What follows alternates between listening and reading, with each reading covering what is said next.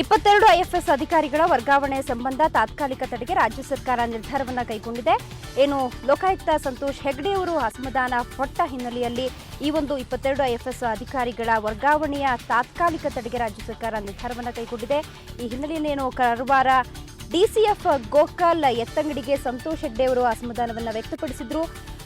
ಗೋಕುಲ್ ಅವರನ್ನ ವೈಟ್ ಫೀಲ್ಡ್ನಿಂದ ಕುದುರೆಮುಖಕ್ಕೆ ವರ್ಗಾವಣೆಯನ್ನ ಮಾಡಲಾಗಿತ್ತು. ಒಟ್ಟಾರೆ ಅಕ್ರಮ ಅದಿರು ಸಾಗಣೆ ವಿರುದ್ಧ ದನಿ ಎತ್ತಿದಂತಹ ಗೋಕುಲ್ ಅವರನ್ನ ಕಾರವಾರ ಡಿಸಿಎಫ್ ಗೋಕುಲ್ ಏನಿದ್ದಾರೆ ಅವರನ್ನ ವೈಟ್ ಫೀಲ್ಡ್ನಿಂದ ಕುದುರೆಮುಖಕ್ಕೆ ವರ್ಗಾವಣೆಯನ್ನ ಮಾಡಲಾಗಿತ್ತು. ಇದೇ ಹಿನ್ನೆಲೆಯಲ್ಲಿ ಲೋಕಾಯುಕ್ತ ಸಂತೋಷ್ ಹೆಗ್ಡೆ ಅವರು ಅಸಮಾಧಾನವನ್ನ ವ್ಯಕ್ತಪಡಿಸಿದ್ರು. ಒಟ್ಟಾರೆ 22 ಐಎಫ್ಎಸ್ ಅಧಿಕಾರಿಗಳ ವರ್ಗಾವಣೆಗೆ ತಾತ್ಕಾಲಿಕ ತಡೆಯ ನಿರ್ಧಾರಕ್ಕೆ ರಾಜ್ಯ ಸರ್ಕಾರ ನಿರ್ಧಾರವನ್ನು ಕೈಗೊಂಡಿದೆ.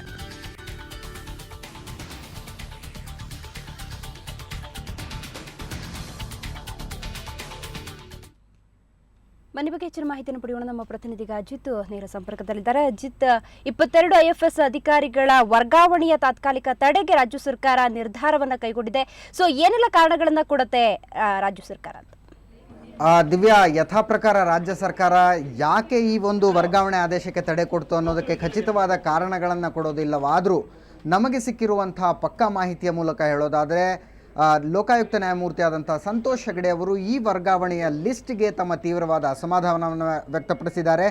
ಈ ಒಂದು ಹಂತದಲ್ಲಿ ಇನ್ನೊಂದು ವಿವಾದವನ್ನು ಮೈ ಮೇಲೆ ಎಳೆದುಕೊಳ್ಳಬಾರದು ಅನ್ನುವಂಥ ಮುಂಜಾಗ್ರತಾ ಕ್ರಮವನ್ನು ತೆಗೆದುಕೊಂಡಿರುವಂಥ ರಾಜ್ಯ ಸರ್ಕಾರ ಸದ್ಯದ ಮಟ್ಟಿಗೆ ಕೊನೆ ಪಕ್ಷ ಇವತ್ತು ಸಂಜೆಯವರೆಗೂ ಈ ಒಂದು ಟ್ರಾನ್ಸ್ಫರ್ ಲಿಸ್ಟ್ಗೆ ತಡೆಯಾಜ್ಞೆ ನೀಡಿದೆ ಅನ್ನೋದು ಗೊತ್ತಾಗ್ತಾ ಇದೆ. ದಿವ್ಯಾ, ಇಡೀ ಲಿಸ್ಟ್ನಲ್ಲಿ ಒಟ್ಟು 20 ಜನ ಐಎಫ್ಎಸ್ ಅಧಿಕಾರಿಗಳನ್ನು ಟ್ರಾನ್ಸ್ಫರ್ ಮಾಡಿರುವಂಥ ಲಿಸ್ಟ್ ಏನು ನನ್ನ ಕೈಲಿದೆ. ಇದರಲ್ಲಿ 13ನೇ ಹೆಸರು ಶ್ರೀಯುತ ಆರ್ ಗೋಕುಲ್ ಐಎಫ್ಎಸ್ ಅಧಿಕಾರಿ ಡಿಸಿಎಫ್ ಕಾರವಾರ ರೇಂಜ್ಗೆ ಏನಿದ್ರು ಇವರ ವರ್ಗಾವಣೆಯ ವಿರುದ್ಧ ಲೋಕಾಯುಕ್ತ ನ್ಯಾಯಮೂರ್ತಿ ಸಂತೋಷ್ ಹೆಗ್ಡೆ ಅವರು ತಮ್ಮ ಅಸಮಾಧಾನವನ್ನು ವ್ಯಕ್ತಪಡಿಸಿದ್ದಾರೆ ಅನ್ನುವಂಥ ಮಾಹಿತಿ ನಮಗೆ ಬರ್ತಾ ಇದೆ.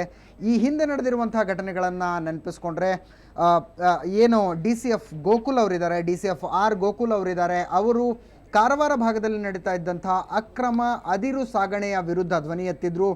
ಈ ಹಿನ್ನೆಲೆಯಲ್ಲಿ ಅವರಿಗೆ ರಾಜ್ಯ ಸರ್ಕಾರದಿಂದ, ಅದರಲ್ಲೂ ಅಲ್ಲಿನ ಒಬ್ಬ ಪ್ರಭಾವಿ ಮಂತ್ರಿಯಿಂದ ವಿಪರೀತ ಕಿರುಕುಳ ಆಗ್ತಾ ಇದೆ. ಅವರನ್ನು ಸಸ್ಪೆಂಡ್ ಮಾಡೋದಕ್ಕೂ ಕೂಡ ಹುನ್ನಾರ ನಡೀತಿದೆ ಎನ್ನುವಂಥ ವಿಷಯದ ಬಗ್ಗೆ ತೀವ್ರವಾಗಿ ಕೆರಳಿದ್ದಂಥ ನ್ಯಾಯಮೂರ್ತಿ ಸಂತೋಷ್ ಹೆಗ್ಡೆ ಅವರು ರಾಜೀನಾಮೆಯನ್ನು ಕೂಡ ಕೊಡೋದಕ್ಕೆ ಮುಂದಾಗಿದ್ದಂಥ ಘಟನೆಯನ್ನು ನಾವು ನೆನಪಿಸ್ಕೊಳ್ಬೇಕಾಗತ್ತೆ. ಈಗ ಗೋಕುಲ್ ಅವರಿಗೆ ಕಿರುಕುಳ ನಿಂತಿತ್ತು, ತಣ್ಣಗಾಗಿತ್ತು ಅನ್ನುವಂಥ ಸಂದರ್ಭದಲ್ಲಿ ಏಕಾಏಕಿ ಅವರನ್ನು ಕುದುರೆಮುಖ ರೇಂಜ್ಗೆ ವರ್ಗಾವಣೆ ಮಾಡಿ ಆದೇಶವನ್ನು ಸರ್ಕಾರ ಏನು ಹೊರಡಿಸಿತ್ತು, ಅದಕ್ಕೆ ಲೋಕಾಯುಕ್ತ ನ್ಯಾಯಮೂರ್ತಿ ಸಂತೋಷ್ ಹೆಗ್ಡೆ ಅವರು ತಮ್ಮ ಅಸಮಾಧಾನವನ್ನು ವ್ಯಕ್ತಪಡಿಸಿದ್ದಾರೆ. ಈ ಹಿನ್ನೆಲೆಯಲ್ಲಿ ಸರ್ಕಾರ ಸದ್ಯಕ್ಕೆ ವರ್ಗಾವಣೆ ಆದೇಶಕ್ಕೆ ತಡೆಯನ್ನು ನೀಡಿದೆ ಅನ್ನುವಂಥ ಮಾಹಿತಿ ಇದೆ. ಈ ಬಗ್ಗೆ ನಾವು ಪ್ರತಿಕ್ರಿಯೆ ಪಡೆಯೋದಕ್ಕೆ ಲೋಕಾಯುಕ್ತ ನ್ಯಾಯಮೂರ್ತಿ ಸಂತೋಷ್ ಹೆಗ್ಡೆ ಅವರನ್ನು ಸಂಪರ್ಕಿಸುವಂಥ ಪ್ರಯತ್ನ ಮಾಡಿದ್ವಿ. ಇದುವರೆಗೂ ಅವರ ಪ್ರತಿಕ್ರಿಯೆ ಸಿಕ್ಕಿಲ್ಲ. ಆದರೆ ಸಿಕ್ಕಿರುವಂಥ ಮಾಹಿತಿ ತುಂಬ ಖಚಿತವಾಗಿದೆ. ದಿವ್ಯಾ, ಅಜಿತ್, ರಾಜ್ಯ ಸರ್ಕಾರದ ಮುಂದಿನ ನಿರ್ಧಾರ ಯಾವ ರೀತಿ ಇರುತ್ತೆ? ಈ ಒಂದು ತಾತ್ಕಾಲಿಕ ವರ್ಗಾವಣೆಗೆ ಏನೋ ತಡೆಯನ್ನು ಹಾಕಿದೆ, ಆದರೆ ಮುಂದೆ ನಿರ್ಧಾರಗಳು ಯಾವ ರೀತಿ ಚೇಂಜಸ್ ಆಗ್ಬೋದು? ದಿವ್ಯಾ, ಇಡೀ ಒಂದು ಪಟ್ಟಿಯನ್ನು, ವರ್ಗಾವಣೆ ಪಟ್ಟಿಯನ್ನು ಇದೇ ರೀತಿಯಾಗಿ ಉಳಿಸ್ಕೊಂಡು ಕೇವಲ ಗೋಕುಲ್ ಅವರ ಟ್ರಾನ್ಸ್ಫರನ್ನು ಮಾತ್ರ ರದ್ದು ಮಾಡಿ ಸಂಜೆ ಹೊತ್ತಿಗೆ ಮತ್ತೊಂದು ಹೊಸ ವರ್ಗಾವಣೆ ಪಟ್ಟಿಯನ್ನು ಬಿಡುಗಡೆ ಮಾಡಬಹುದು ಅಂತ ರಾಜ್ಯ ಸರ್ಕಾರದಲ್ಲಿರುವಂಥ ವಿಶ್ವಸನೀಯ ಮೂಲಗಳಿಂದ ನಮಗೆ ತಿಳಿದು ಬರ್ತಾ ಇದೆ.